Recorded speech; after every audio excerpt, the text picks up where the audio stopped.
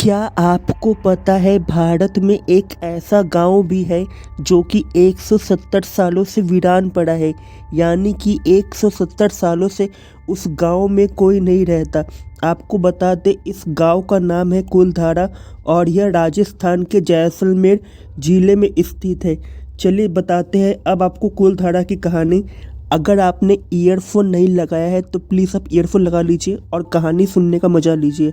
दरअसल कुलधारा की कहानी शुरू हुई थी आज से करीब 200 साल पहले, जब कुलधारा खंडहर नहीं था बल्कि आसपास के 84 गांव पालीवाल ब्राह्मणों से आबाद हुआ करते थे। लेकिन फिर तो जैसे कुलधारा को किसी की बुरी नज़र लग गई और वो शख्स था रियासत का दीवान सालम सिंह, अय्याश दीवान सालम सिंह, जिसकी नज़र गंदी नज़र एक खूबसूरत लड़की पर पड़ गई थी और वो लड़की उसी गांव की थी। दीवान उस लड़की के पीछे इस कदर पागल था कि बस किसी तरह से उसे पा लेना चाहता था। उसने इसके लिए ब्राह्मणों पर दबाव बनाना शुरू कर दिया। हद तो तब हो गई जब सत्ता के मद में चूर उस दीवान ने लड़की का संदेश भिजवाया कि यदि अगले पूर्णमासी तक उसे लड़की नहीं मिली तो वो गांव पर हमला करके लड़की को उठा ले जाएगा।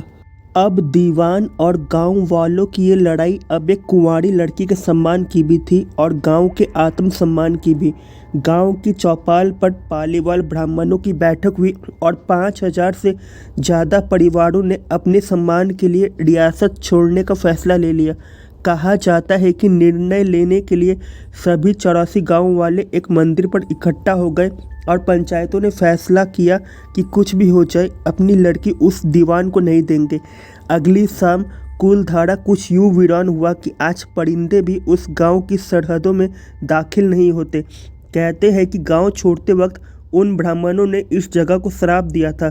आपको बता देते कि बदलते वक्त के साथ 82 गांव तो दोबारा बन गए, लेकिन 2 गांव कुलधारा और खाबा तमाम कोशिशों के बाद आज तक आबाद नहीं हुए। ये गांव अब भारतीय पुरातत्व विभाग के संरक्षण में है, जिसे दिन की रोशनी में सैलानियों के लिए खोल दिया जाता है। कहा यह भी जाता है कि इस गांव में रूहानी ताकतों का कब्जा है। टूरिस्ट प्लेस में बदल चुके कुलधारा गांव घूमने आने वाले के मुताबिक यहाँ रहने वाले पालीवाल ब्राह्मणों की आहट आज भी सुनाई देती है। उन्हें वहाँ हर पल ऐसा अनुभव होता है कि कोई आसपास चल रहा है। बाजार के चहल पहल की आवाज़ें आती है, महिलाओं के बात करने और उनकी चूड़ियाँ और पैलों की आवाज़ें हमेशा आती रहती है। प्रशासन ने इस गांव की सरहद पर एक फाटक बनवा दिया, जिसके पार दिन में तो सैलानी घूमने आते रहते हैं, लेकिन रात में इस फाटक को पार करने की कोई हिम्मत नहीं करता है।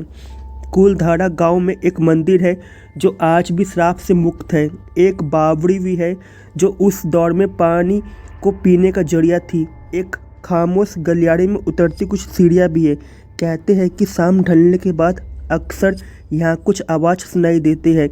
लोग मानते हैं कि वो आवाज़ 18वीं सदी का वो दर्द है जिनसे पालीवाल ब्राह्मण गुजरे थे। गांव के कुछ मकान हैं जहां रहस्यमय परछाई अक्सर नज़रों के सामने आ जाती है। दिन की रोशनी में सब कुछ इतिहास की किसी कहानी जैसा लगता है, लेकिन शाम ढलते ही कुलधारा के दरवाजे बंद हो जाते और दिखाई देते हैं रूहानी ताकतों का एक रहस्यमय संसार। लोग कहते हैं कि रात के वक्त यहाँ जो भी आया वो हादसे का शिकार हो गया। तो दोस्तों, आप कमेंट करके बताइए कि क्या कुलधारा गांव में वाकई कोई भूत है। अगर है तो कमेंट कीजिए हाँ, अगर नहीं है तो कमेंट कीजिए ना। साथ ही आप हमारे चैनल कंटेंट दार्जिलिंग को सब्सक्राइब करना ना भूलें। जल्द मिलेंगे नई वीडियो के साथ, तब तक के लिए धन्यवाद और जय।